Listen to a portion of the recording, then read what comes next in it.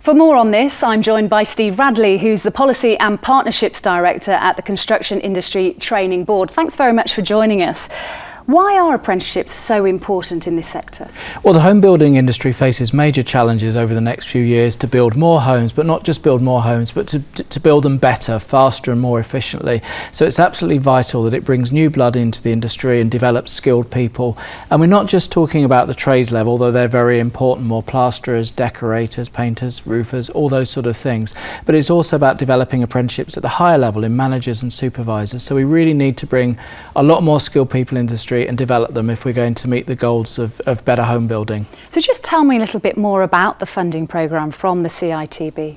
Well, obviously the funding is a very important part of it, but it's also very much a partnership, and it's really looking to cover three areas. The first is about attracting people into the home building industry, encouraging more joint working, some common messages to really attract people into home building. The second is really working together to identify what are the real skills that are needed for home building, and then to ensure that the training's been in place to deliver that, and that includes working with training providers so they understand home building's needs.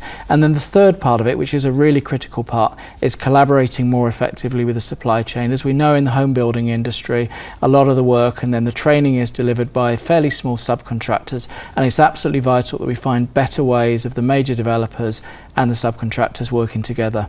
And do you think that apprenticeship schemes are the best way to fill that skills gap? Well, I think apprenticeships are a really important part of that, to give people that really good broad base of training earlier in their careers. But then it's also about making sure they stay in the industry and they see the progression opportunities. But it's not going to be just about apprenticeships. It's going to be also about, with the roles they're developing, attracting more people that are graduates, and also attracting people that might be thinking of a career change. So, for example, a lot of people that are leaving the military, for example, are very attractive to home building. So I think it's a range of solutions, but apprenticeships are a very important part of it. And how do you believe that you can actually retain the best talent or attract the best talent? Well, I think it's really about sending out some common messages about what the opportunities are, not just when you start a career in construction, but where the career progression's going. And that will also be about how much you can earn. So there's a very strong story to tell there.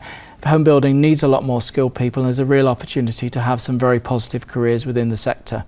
Steve Radley, thank you very much. Thank you. Now back to Natasha.